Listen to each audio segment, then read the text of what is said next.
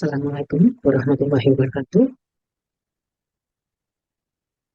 Materi hari ini pada mata kuliah Manajemen Pemasaran Jasa dengan topik positioning dan diferensiasi produk jasa.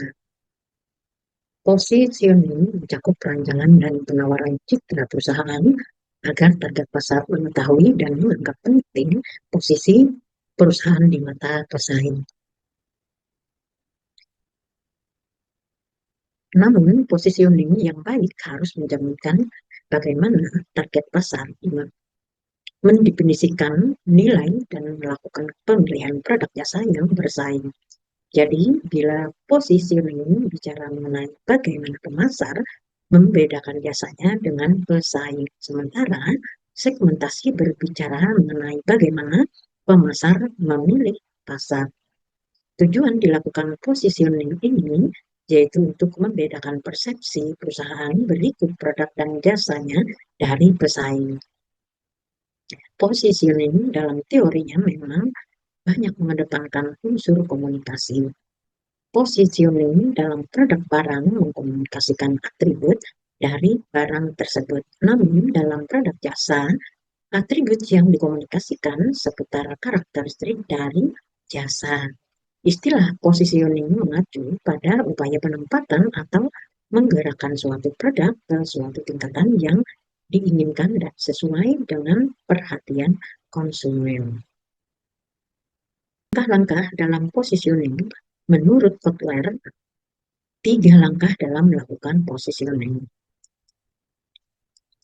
Mengenali keunggulan yang mungkin dapat ditampilkan dalam hubungan dengan pesaing.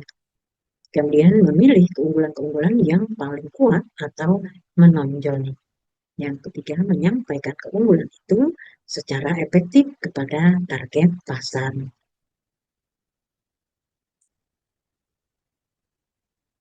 Tidak semua keunggulan merupakan indikator yang bisa ditampilkan ke pasar, tetapi harus diseleksi. Menurut Kotler, sebuah keunggulan yang patut ditampilkan harus memenuhi kriteria penting, berbeda, lebih unggul dibandingkan pesaing, dapat dikomunikasikan, tidak mudah ditiru, terjangkau, dan menguntungkan. Penting di sini, keunggulan itu harus merupakan kemampuan yang dianggap sangat penting dan cukup banyak pembeli. Berbeda, belum ada pesaing yang menawarkan atau memosisikan keunggulan itu atau mereka sudah ada yang menawarkannya, namun masih dengan cara yang lebih umum. Keunggulan itu lebih baik dibandingkan dengan produk atau jasa lain yang dimiliki oleh pesaing. Dapat dikomunikasikan, keunggulan itu dapat dikomunikasikan dan menjadi perhatian pembeli atau calon pembeli. Pelopor, di mana pesaing sulit meniru keunggulan yang dimiliki tersebut. Harga terjangkau, di mana pembeli mampu membayar biaya keunggulan yang ditambahkan dalam produk tersebut. Menguntungkan, nah di sini perusahaan dapat memperoleh laba dari pembelian keunggulan tersebut.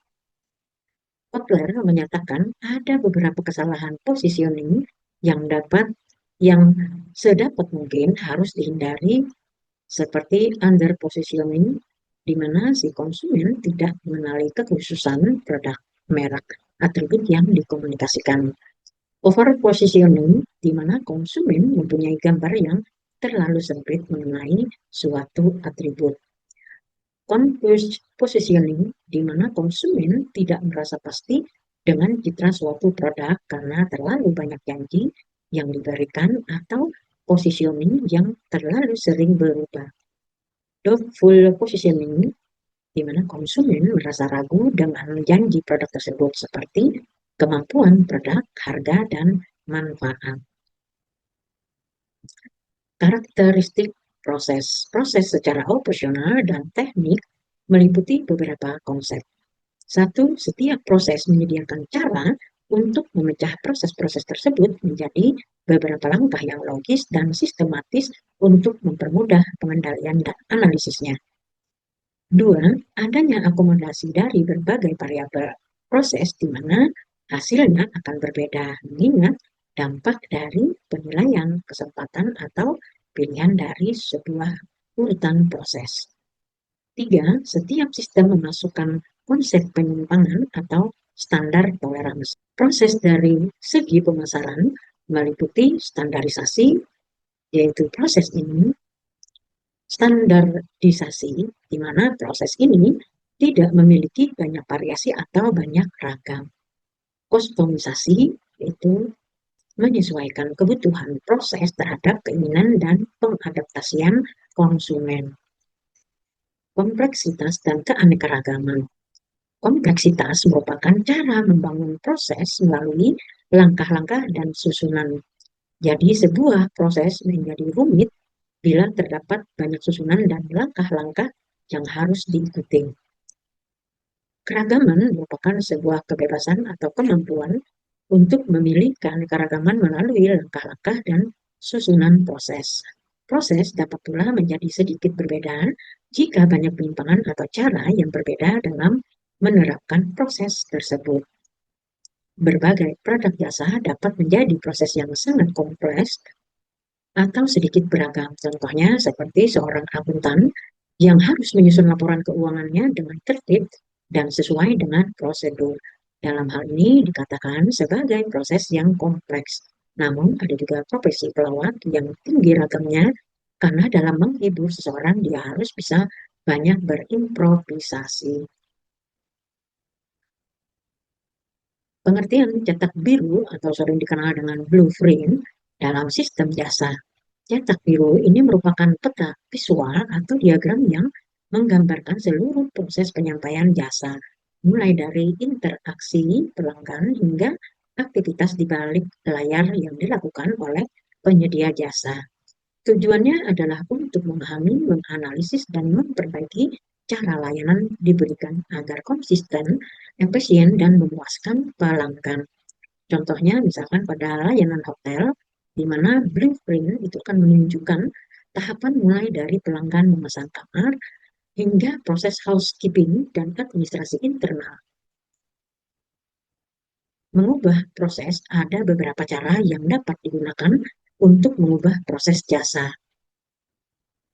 Mengurangi keragaman ini akan mengarahkan pada penyeragaman, menggeser strategi positioning yang berorientasi volume pada skala ekonomis. Keuntungannya yaitu dapat mengurangi biaya, meningkatkan produktivitas, dan membuat distribusi semakin mudah. Kerugiannya yaitu tidak fleksibel dalam prosedur operasi, kurangnya pilihan konsumen. Kemudian menambah keragaman, yaitu dengan mengarahkan pada kustomisasi dan fleksibilitas dari jasa yang ditawarkan. Dengan lebih spesifik, menargetkan ceruk pasar yang lebih kecil. Cara ini tidak banyak bergantung pada besarnya kapasitas produksi, namun menekankan pada margin laba yang lebih besar. Keuntungannya yaitu margin laba yang besar karena harga yang tinggi, lebih kustomisasi, bersifat pribadi pada setiap individu sebagai konsumen, dan terkesan lebih prestis. Kemudian kerugiannya lebih sulit untuk dikontrol dan diatur, harga mahal yang ditawarkan belum tentu diminati oleh konsumen. Kemudian mengurangi kompleksitas. Strategi yang digunakan lebih pada spesialisasi, di mana setiap langkah yang diterapkan didapat dari sistem yang ada dan sumber daya yang difokuskan pada penawaran jasa yang lebih sempit.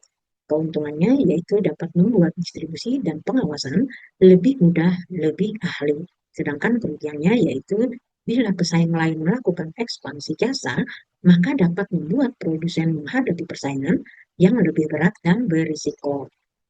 Menambah kompleksitas, strategi yang digunakan lebih ditujukan untuk menembus pasar dengan menambah jasa ataupun layanan, atau bisa juga dengan memperluas jasa yang sudah ada. Keuntungannya yaitu lebih efisien, dapat memaksimalkan pendapatan. Sedangkan kerugiannya, bila terlalu kompleks, maka dapat membuat konsumen itu berpikir lebih keras akan kualitas jasa yang ditawarkan. Nah, pada bagian ini bisa kita jelaskan yaitu bahwa jasa rumah sakit itu mempunyai kompleksitas yang tinggi, namun tidak terlalu tinggi keragamannya.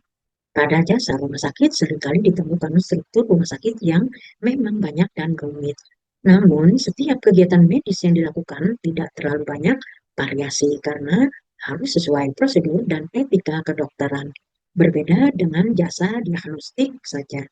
Tidak terlalu tinggi kompleksitasnya dan tidak terlalu tinggi keragamannya.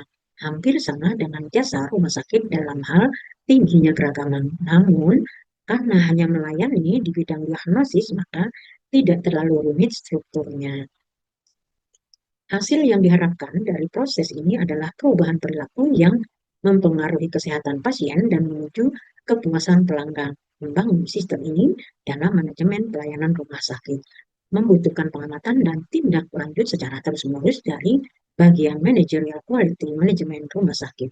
Dibutuhkan seorang manajer itu yang memahami manajemen mutu secara umum dan operasional rumah sakit. Jika dalam benak konsumen telah tertanam keunggulan yang dimaksud, dengan sendirinya rumah sakit tersebut telah berhasil membuat diferensiasi bagi jasa pelayanannya. Apabila dalam hal pelayanan rumah sakit, setiap kegiatan medis tidak terlalu banyak variasinya karena harus sesuai dengan prosedur dan etika kedokteran. Karakteristik bisnis jasa yang bersifat tidak nyata lebih sulit didiferensiasi. Oleh karena itu, kemampuan rumah sakit menampilkan positioning dan diferensiasi menjadi keunggulan tersendiri di benak konsumen. Positioning adalah sebuah upaya perusahaan di dalam menempatkan citra atau persepsi tertentu di benak konsumen mengenai jasa yang ditawarkan dibandingkan dengan konsumen dibandingkan dengan pesaing. Repositioning merupakan sebuah cara untuk mengubah atau menyesuaikan kembali posisi jasa di pasar. Karena alasan tertentu seperti adanya perubahan selera konsumen, munculnya pesaing baru, atau perubahan strategi perusahaan. Hotel tadi mungkin melihat bahwa tren pasar bergeser ke arah liburan keluarga dan staycation. Repositioning dilakukan ketika posisi lama sudah tidak efektif dalam menarik atau mempertahankan pelanggan. Oke, demikian materi hari ini. Wassalamualaikum warahmatullahi wabarakatuh.